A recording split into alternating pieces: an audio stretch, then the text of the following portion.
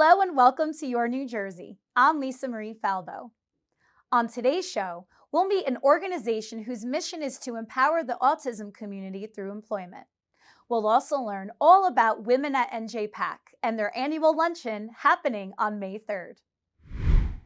But first, spring marks the return of one of America's favorite traditions, Girl Scout cookies. The Girl Scouts of Northern New Jersey is on a mission to build girls of courage, confidence, and character who make the world a better place. Here to join us now to talk about how the Girl Scouts are helping the next generation of women is its president and CEO, Sandra Kenoff.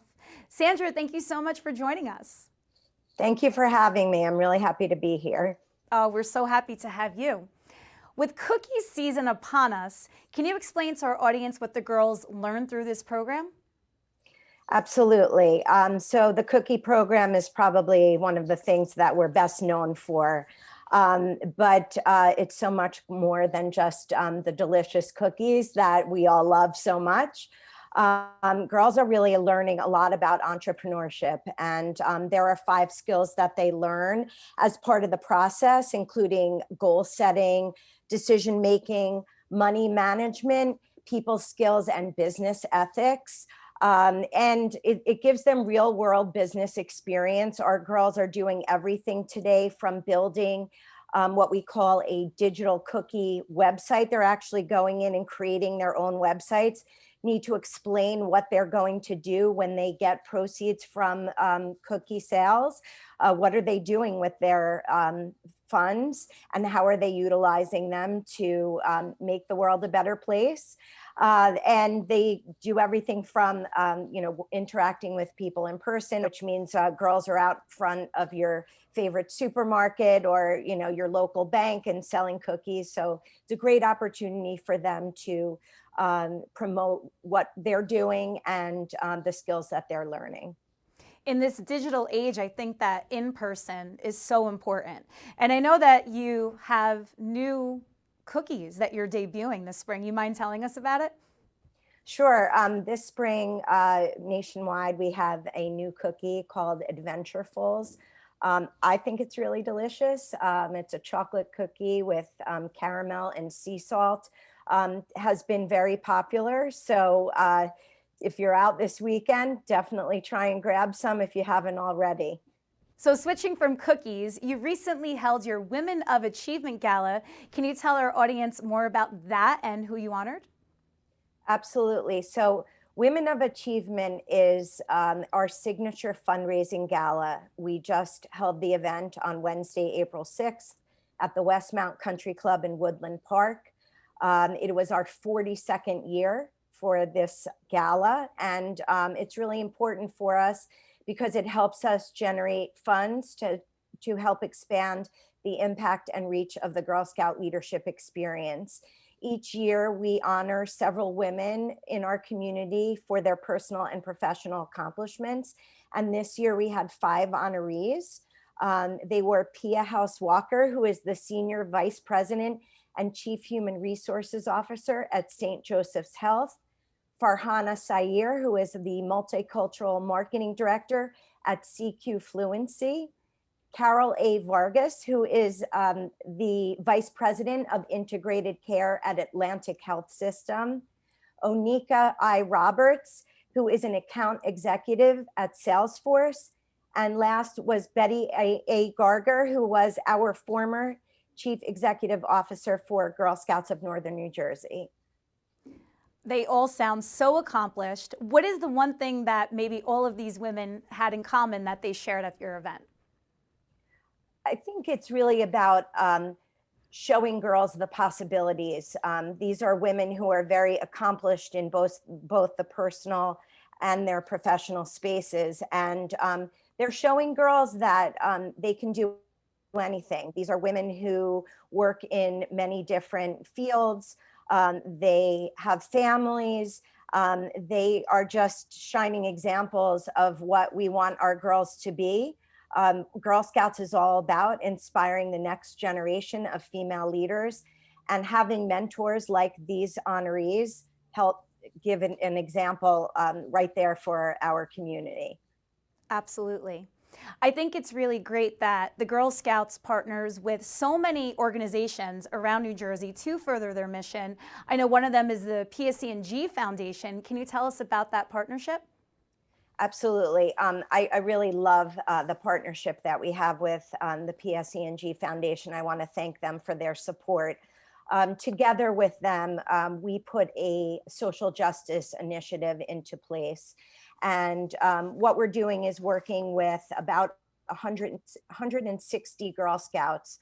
80 of them are being served through more of our financial assistance track, a 12-week program that gives them access to the Girl Scout leadership experience and provides them with everything from a sash to membership to resources that they need so that they can learn skills and have fun, build a community together. And they're working in partnership with girls who were in existing troops already. And they're very focused on a social justice initiative, really breaking down stereotypes, working within their community, learning from community leaders, learning public speaking skills, learning what it means to stand up for a cause, and thinking through the things that make them different, but also similar. And we are really proud of this partnership and this initiative. It's really important and we want to keep doing it. So it's something that is just starting up and will be happening over the course of the next 12 weeks. You have so many important programs, so many amazing lessons to learn. How has enrollment been over the years and with the COVID-19 pandemic and everything? Do you see more girls turning towards the Girl Scouts? That's a great question. We definitely nationwide saw a decline in our membership due to the fact that, we were working through the COVID-19 pandemic. Understandably, the whole premise of Girl Scouts is working in groups with girls. And so not being able to meet in person had, a number of girls on pause. We saw declines of about 28% in our membership, which is significant. I'm really pleased to say that we are building back and we are working within our communities to make sure that the families in our communities know who we are and what we do, and we are seeing growth. And we expect to see growth over the next few years, again, building back from a very tough time for everybody. I have a 13-month-old daughter, so I really appreciate what you and the Girl Scouts are doing for her generation. And I hope she wants to be a Girl Scout, especially for the cookies. It's so fun. Absolutely. Well, she can start when she is 5, so we'll make sure to let you know when it's time to register. Exactly. My last question to you is, what drives your passion for this? Were you a Girl Scout yourself? I actually was not a Girl Scout myself. I was a Girl Scout mom for a little while. I say that I was born to be a Girl Scout. I just didn't know it until later in my life. I'm extremely passionate about the organization. It means so much to me to make sure that we are giving girls the opportunity to have a voice and thinking about ways that we can engage girls no matter what their background, their socioeconomic status, their race, their religion, having the opportunity to build a sisterhood and build the next generation of female leadership is extremely important to me. And I'm really driven to make an impact on the lives of girls and their communities, because what we do is build girls of courage, confidence, and character who make the world a better place. And they really do make the world a better place. Girls need Girl Scouts. That they do. Where can people find out more about you and Girl Scouts of Northern New Jersey? Well, if you would take a look at our website, which is www.gsnnj.org. That's where you can find all the information about Girl Scouts. Of course, you can always go to our national website, which is girlscouts.org. You can, no matter where you are, you can always type in your zip code. It'll bring you to your local council, and you can see all the great things that they're doing. You can register at any time during the year. It's not just one season. You can join at any time. It's never too late to start. If you started at age 5 and we're out at age 7, you can come back at age 9. We do run the program from kindergarten all the way up through 12th grade. Sandra, thank you so much for empowering New Jersey's next generation of women.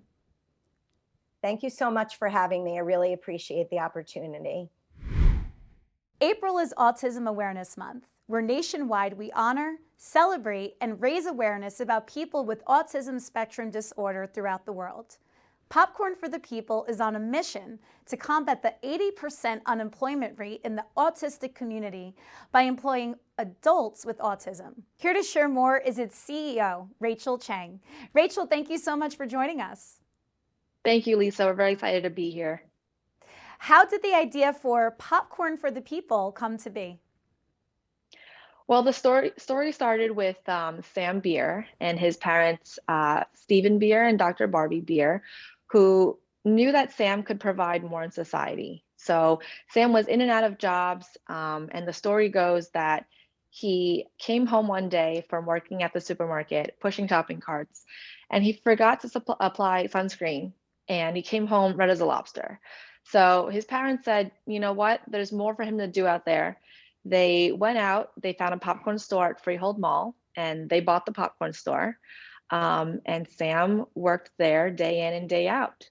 And from then, it's been about 7 years since, and we have since left the mall.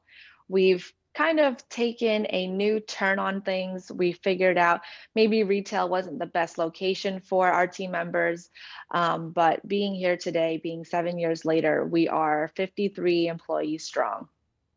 And where is your location now? We're in Piscataway, New Jersey. So we've decided that the best method for our team members has been having an option for our employees to make popcorn, and then some of our employees enjoy going out into community and selling popcorn. So our location in Piscataway is our manufacturing and distribution facility. And from there, our employees have a variety of jobs to do, from cooking popcorn to shipping popcorn, inventory, packing orders. And then we have another team that goes out and sells popcorn at different events in the community. What makes your popcorn so special? Well, we've been told popcorn's pretty good. So aside from the flavors itself, it's really about the people. I always say we could do this with anything. It could be cookies, it could be brownies, it could be, chips, you name it. So, but it's our people, and it's why we make popcorn. And our whole goal is to provide actual career opportunities, less than a job, So a lot of times the opportunities that we've found, or that Sam's parents have found out there, were kind of hourly jobs, dead-end jobs that didn't allow for further career advancement. And while that works for some people, many of our team members have been yearning for a lot more. So we are trying to create and build a whole career centered around the needs of our team members. That's so special. I love that. How did you get involved, and why are you so passionate about this cause? I was at the Rutgers Business School, and Stephen Beer actually came to the dean of the business school, and he said, all right, we have this store in the mall. We know why it's needed. We're not sure what to do next. There's kind of, it's a store. Someone has to do something about it. We have a lot more demand for jobs than we can fulfill, more demand for popcorn than we can make. And the dean of the business school then turned to some of the business school students and said, all right, we have this project. And I was a part of this group called Enactus back then, and I was the project manager for this initiative. Steve and Barbie came to me and said, look, we need someone to figure out what to do with this. I guess they saw that I had a vision, that I cared, that I just fell in love with the feeling that my job could be making sure someone else has a job and providing an actual opportunity for people who are so incredibly capable. Rachel, you are certainly making a difference, and you are right where you're supposed to be. I have seen Popcorn for the People everywhere. I feel like you have gotten so much press over these past months, and I'm happy that you stopped here to share your story. Where can people find out more about you and how to get involved? They can head to our website. It's just popcornforthepeople.com. Head to our Instagram, our social media, and then there's also different places we sell all over the New Jersey Turnpike and also the airports. Rachel, thank you so much. Thank you so much, Lisa. Thank you for your time. Women at NJPAC are a group of dynamite women who, since 1994, have raised over $55 million to help bolster the initiatives of the New Jersey Performing Arts Center in Newark. One of its fundraising highlights is the annual Women's Luncheon, happening on May 3rd. Joining us now to talk about Women at NJPAC is the co-chair of the Women's Luncheon, Deb Belfato. Deb, thank you so much for joining us. Oh my goodness, Lisa Marie, thank you for having me and allowing me this opportunity. We're so happy to have you. You are a pillar of everything wonderful that's happening in the state, and I know this is just one of your initiatives, but today is all about Women at NJPAC, so please share the mission of them. Oh, it's a mighty mission, let me tell you. The funds raised for this specific event will support the arts programs from training, from summer camps, Saturday training programs, with an enormous focus on kids that would never have this opportunity to take their talents and really have them recognized, noticed, and valued. So it's a mighty mission. Tell us how you and your group engage the community year-round. Oh my gosh.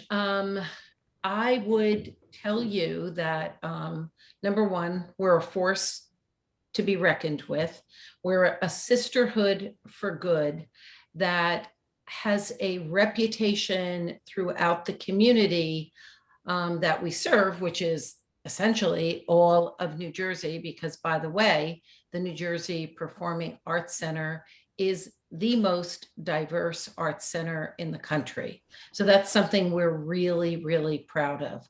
So there's many different programs with a big, big focus on women's empowerment. The luncheon is a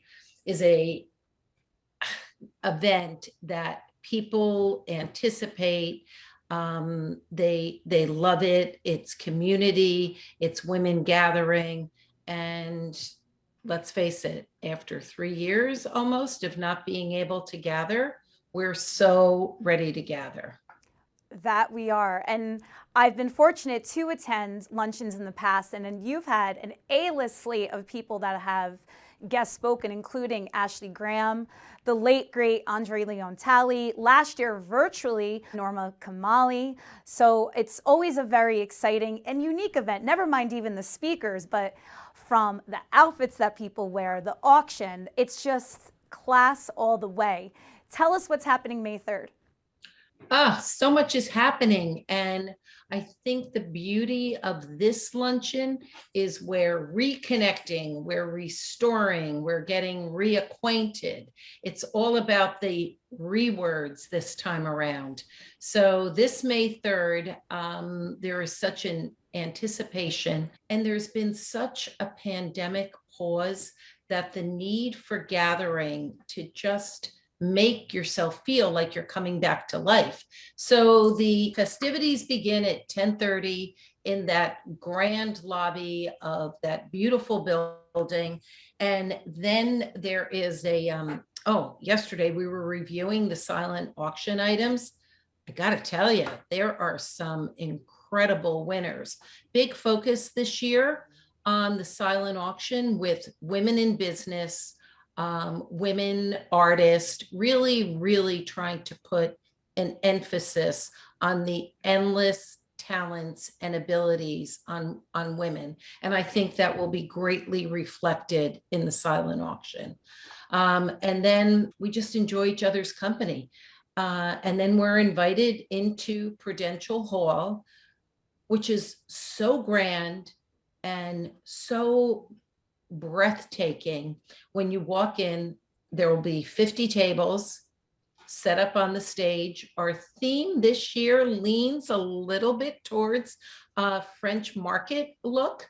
The 30 of the tables will be adorned with these sensational straw baskets from poolside, and they'll be filled abundantly with beautiful yellow flowers. We're going to sneak in some sunflowers so we can pay an homage to our friends in the Ukraine. Those flowers will be done by a mom-daughter business, Bloomers, in Chatham. So, you know, it's women, women, women. It's the endless talents and abilities of women. And then we'll be seated and be entertained by a young woman who has come up through the ranks because of our successful fundraising. And we'll hear a magnificent performance of talent. We'll roll into a lot of conversation. We'll save the best till last. I'm going to wait. I'm going to pause a moment until I share with you who this year's speaker is. And then we will be, and when I say entertained, we will be entertained and awed by who I refer to as auctioneer extraordinaire, Pat Tully. And Pat will energize the place, and there'll be such a desire to raise even more money because of Pat's ability to reach his audience. So there will be a live pledge, and we also will be mentioning some of the auction items. Let me just showcase one of them, the extraordinary winery in Sonoma, Lambert Bridge. That's one of our auction items. It's a stay on this glorious property and 2 round-trip first-class tickets to fly into San Francisco and make your way to Napa Valley. So that's pretty significant. And I think we all agree it's time to go somewhere. Yes, big emphasis on experiences, I'm sure, is going to be a theme at the luncheon. But don't leave us in suspense. Who is your A-list speaker this year? Here we go. Drum roll. It is Bobby Brown, the Bobby Brown.